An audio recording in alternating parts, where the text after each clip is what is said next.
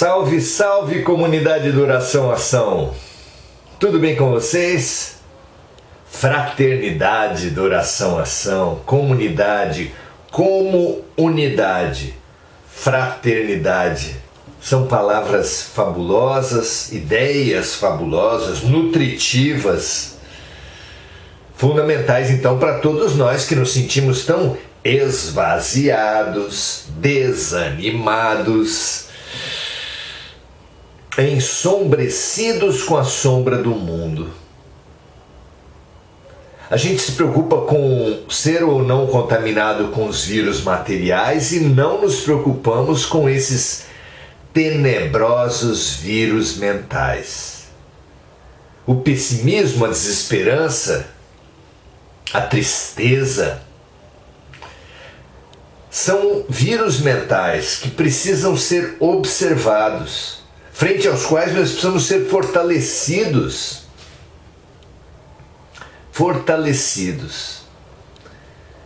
E sempre pensarmos sobre a importância da oração. Porque a oração é o remédio para esses vírus mentais, é a vacina para esses vírus mentais. E nós precisamos entender por quê.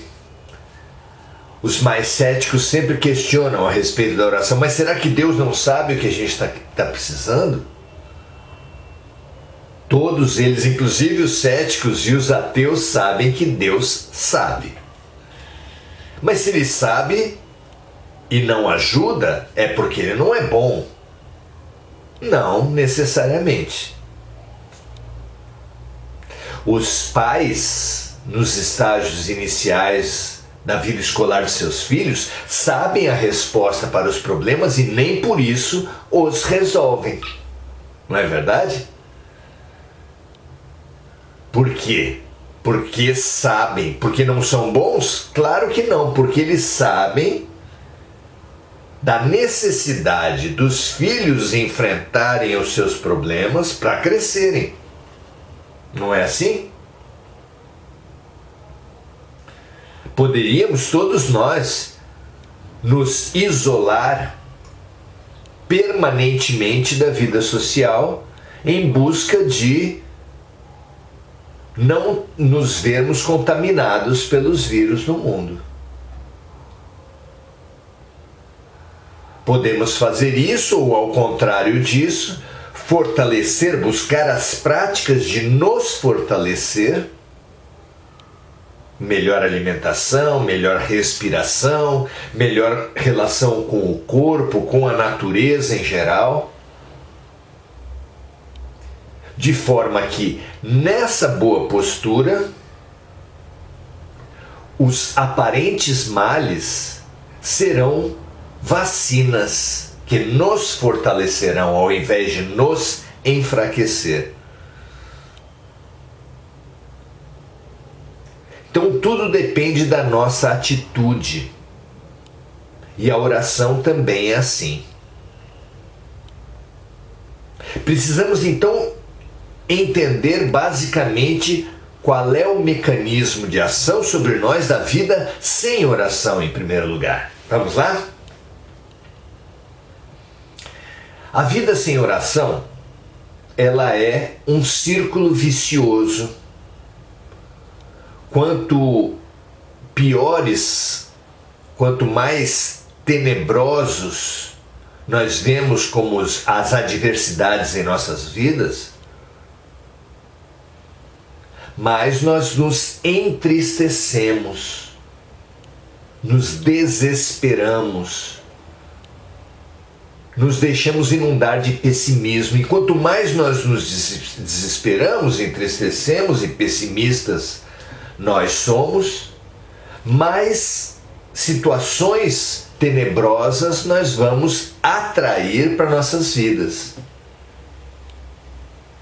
Reiniciando o processo de que novas vivências tenebrosas nos fazem mais pessimistas e mais pessimismo nos atrairá mais situações tenebrosas numa escalada sem fim. É isso que faz a vida sem oração.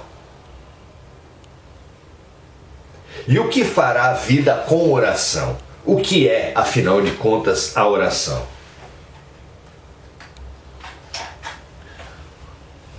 Oração, ao contrário da nossa cultura religiosa tradicional, que diz que a oração é a emissão de determinado conjunto de palavras com determinada atitude física, ou seja, tudo exterior, a oração não é isso. Oração é tudo aquilo que altera o nosso padrão vibracional. Então, vivendo aquele círculo vicioso, de quanto piores pensamentos, piores fatos atrairemos, de quanto piores fatos vivenciarmos, piores pensamentos vibraremos, numa areia movediça sem fim. Nós, percebendo isso, impomos a nossa vontade sobre a nossa vida, dizendo: para, chega, eu quero sair da areia movediça, eu quero sair do atoleiro, sair do círculo vicioso. E como eu faço isso? Aprendendo a gerar vibrações melhores. É isso que é a oração. Então, para muito além de palavras exteriores, rituais, repetições automáticas, mecânicas, oração será tudo que melhorar nosso padrão vibracional. O que pode acontecer, por exemplo, em contato com a natureza, respirando profundamente o ar de uma montanha, abraçando uma árvore, deitando-se sobre uma pedra, tomando sol, andando na beira de mar. São inúmeros os exemplos. Muita coisa, muita atividade, muito contato com a natureza pode ter o efeito oração. E devemos incorporar toda semana pelo menos um contato com a natureza desse calibre, com essa capacidade, como prática de saúde. Outro tipo de oração pode ser o quê? Arte. A arte pode ter um fabuloso efeito de oração. Quem canta, seus males espanta. E assim, quem dança, quem esculpe, quem pinta, quem faz poesia, quem escreve no geral. É fundamental também incorporarmos às nossas vidas práticas artísticas terapêuticas. Se a partir daí terá outras finalidades, como escrever livros, fazer exposições ou shows, isso é muito diferente. Mas o desenvolvimento e a incorporação de práticas artísticas terapêuticas é extremamente importante. Podemos cantar apenas no banheiro, tocar apenas no nosso quarto, escrever apenas para nós. Isso realmente pouco importa. Porque a importância da arte terapêutica está nela mesma, no processo e não no produto, não na destinação. Ao contrário da arte do mundo, feita para exaltar o artista, a arte terapêutica é feita para curar o artista, para proteger, para fortalecer o artista que somos todos nós. Então, práticas com a natureza, práticas com a arte,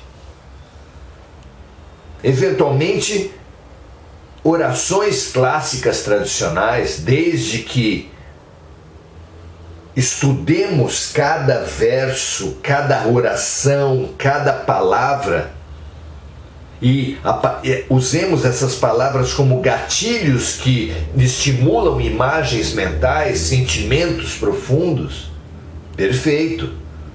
uma Ave Maria, um Pai Nosso, uma prece de Cáritas, uma oração de São Francisco. Há inúmeras orações fabulosas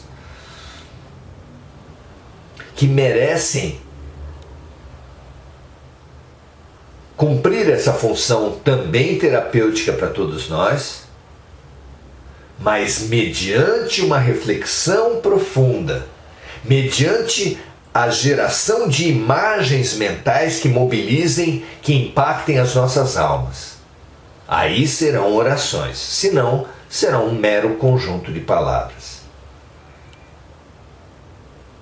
Então, esse tipo de oração é realmente importante para as nossas vidas.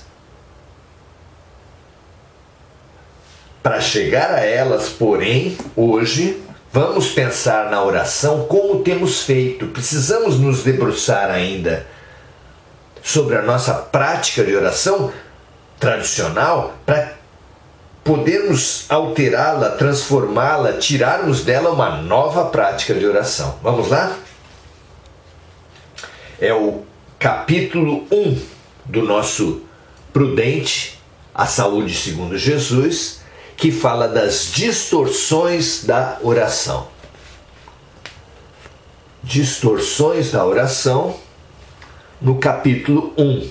Para você que tem o livro, quem não tiver é convidado a tê-lo, porque ele ajuda a fazer o Evangelho no lar uma urgência, uma emergência nesses tempos de tanta perturbação, tantos ataques, tantas escuridões. Aqui o trecho lembrado, porque o livro pega trechos do Evangelho de Lucas e faz comentários rápidos, o trecho fala assim: Disse-lhes também Jesus: Qual de vós terá um amigo e, se for procurá-lo à meia-noite, lhe disser: Amigo, empresta-me 3 pães? Veja o que Jesus nos compara fazendo pedidos a Deus. Um amigo que nos procura à meia-noite e nos diga: Amigo, empresta-me 3 pães, pois que um amigo meu chegou à minha casa, vindo de caminho, vindo da estrada, e não tenho o que apresentar-lhe. Se o amigo respondendo de dentro de casa disser: Não me importunes, já está a porta fechada e os meus filhos estão comigo na cama, não posso levantar-me para vos dar. Digo-vos que ainda que se não levante a dar a você os pães, por ser seu amigo, levantar-se-á todavia por causa da sua importunação, e lhe dará tudo o que houver necessidade. Essa última palavra é chave para nós transmutarmos nossa prática de oração.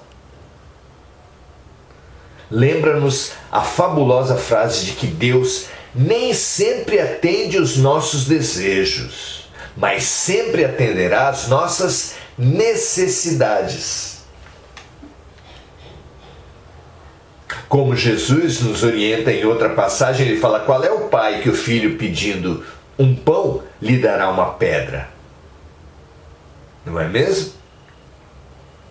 Então, Deus pode não atender os nossos desejos, como aliás os pais da terra, os professores da terra, os médicos da terra, nem sempre atendem os desejos dos seus pacientes, dos seus alunos, dos seus filhos. Porque na sua inconsciência eles podem pedir coisas que não são boas para eles, mas sempre atenderá às suas necessidades, mesmo aquelas que os pacientes, os alunos, os filhos ainda não souberem formular, ainda não souberem fazer. Mas esses adultos, como todo maior precisa cuidar do menor, esses adultos saberão ler no momento, no comportamento, no pedido físico, na atitude, as reais necessidades, e a essas Deus sempre atenderá. Então, com base nessa lucidez, o pensamento que nós formulamos nesse capítulo diz assim: nenhum pedido será ignorado, ainda que peçamos em ignorância. Olha só. Nenhum pedido nosso é ignorado. Ele não me atendeu às orações. Deus, a vida, sempre atende às nossas orações. Mas nem sempre do jeito que nós gostaríamos, não é? Temos errado ao pedir ao professor que nos faça lição, sem sequer prestarmos atenção na aula. Ao pedir ficar na lição feita, acomodados, ou irmos a uma lição que ainda não suportamos.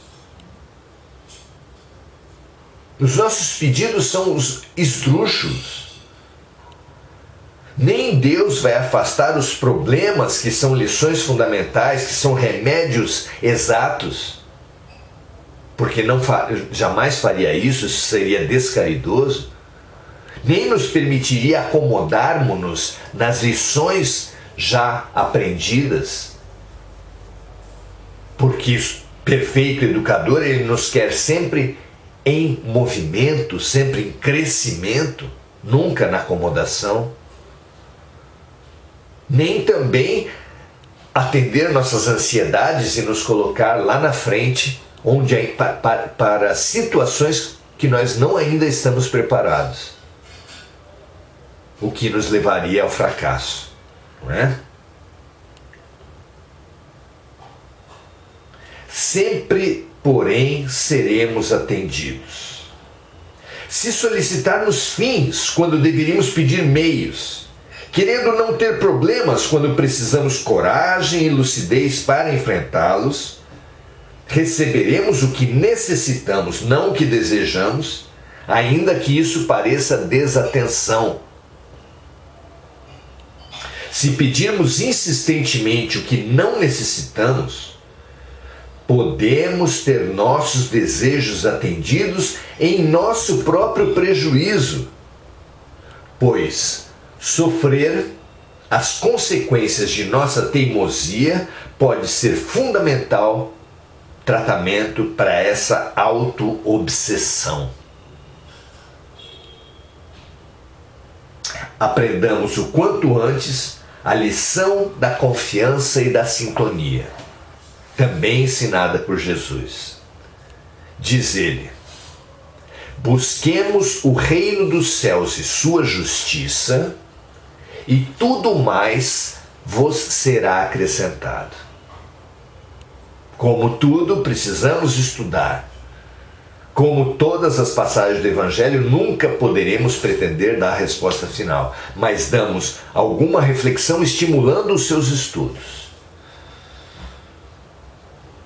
Ao invés de pedirmos os resultados, façamos a oração para entrarmos em boa sintonia, para buscarmos o reino dos céus e sua justiça.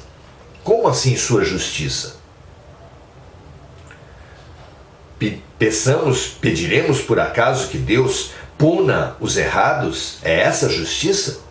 A nós ou aos outros? Claro que não. Há uma segunda linha de significado de justiça que é muito comum aos evangelhos. Justiça como ajustamento à lei, ajustamento a Deus, ajustamento ao amor, estarmos em linha, ajustados com o amor. Então, o que Jesus nos ensina como nossa tarefa fundamental para o que as diferentes modalidades de orações efetivas, voltamos a lembrar, contato sistemático com a natureza,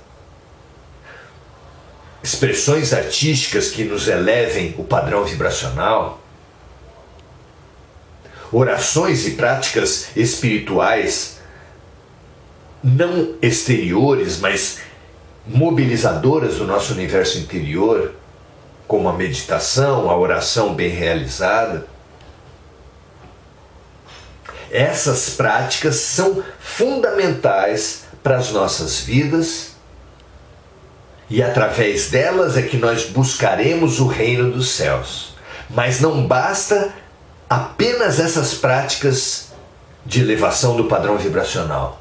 Precisamos também do ajustamento à vontade de Deus, de nos colocarmos em linha reta, em consonância com os desejos de Deus. E como os desejos de Deus para com toda a humanidade, para conosco mesmos, é o amor realizado pelo serviço empático, compassivo, pela fraternidade, pela prática do bem. Então, oração, ação. Oração e prática do bem. Oração e prática de fraternidade. Busquemos o reino dos céus pelas práticas de oração efetiva e seu ajustamento e nosso ajustamento a Ele, a Deus, pela prática do bem. E tudo o mais nos será acrescentado. Fantástico! Aprendermos e reaprendermos e nos fortalecermos na prática da boa oração. Da oração-ação. Da oração feita como ajuste e prática. Como ressintonização e vivência do bem gerado. O que acham disso? Não é realmente o que nós necessitamos? Espalhemos então, transbordemos essa consciência da oração-ação, da melhoria do padrão vibracional e da prática do bem. Orações inquestionavelmente transformadoras da nossa vida, quebradoras do círculo vicioso de quanto pior, pior, para estabelecimento de um círculo virtuoso de quanto melhor, melhor, porque percebendo a queda do padrão vibracional nós elevamos, e elevando nós nos ajustamos com boa vontade à prática do bem. Incitemos isso a nós mesmos e àqueles que estão à nossa volta, como verdadeiros escoteiros de amor que se comprometam, se identifiquem com práticas cotidianas do bem. Boas ações, ações solidárias, ações de amor. 2 boas ações de amor por dia, pelo menos. E assim nos revestiremos de bem. Nos inundaremos de amor. E transbordaremos, deixando como rastro de tudo à nossa volta, perfumes de fraternidade, de serviço, de compaixão, de solidariedade. Imaginemo-nos como flores que são levadas a todos os ambientes. Imagine essa nossa reunião como um vulcão de flores que for levado aos céus pela nossa oração, alcançando incríveis altitudes, um buquê numerosíssimo de flores, e que depois, vigorosamente, levado a todos os lados, a todos os pontos cardeais, fossem soltando pétalas pela prática do bem. Pétalas de amor pela prática do bem. Pétalas perfumadas, coloridas, vigorosas, que fossem espalhando vida, perfume e bem. Vida, perfume e bem por todo lado, para todas as pessoas, para toda a terra, em pétalas maravilhosas de novo ser, de nova vida, de nova terra. Graças a Deus Que essa oração chegue a todos os cantos, a todos os seres, e que cada pétala de luz que saiu de nosso grupo hoje possa brotar, revigorar, multiplicar quando cair nos corações abertos, sinceros e bem intencionados. Que assim seja, graças a Deus. Muito boa noite, Andréia Salvatore, Mônica Silva, Sueli Prata, Maria José Sobral, Andréa Guedert, Iracema Munhoz, Anilix, Sayonara Angélica. É muito bom estarmos aqui e hoje fizermos, como a nossa prática singela de bem e de amor, esse espalhamento de pétalas de luz, de um imenso buquê, fazendo com que esse perfume de bem alcance todas as criaturas da Terra. Que assim seja. Muito obrigado por espalharmos juntos esse perfume. Estejamos juntos amanhã, se assim Deus quiser. Um grande abraço, até a próxima. Ótimo final de noite para você também.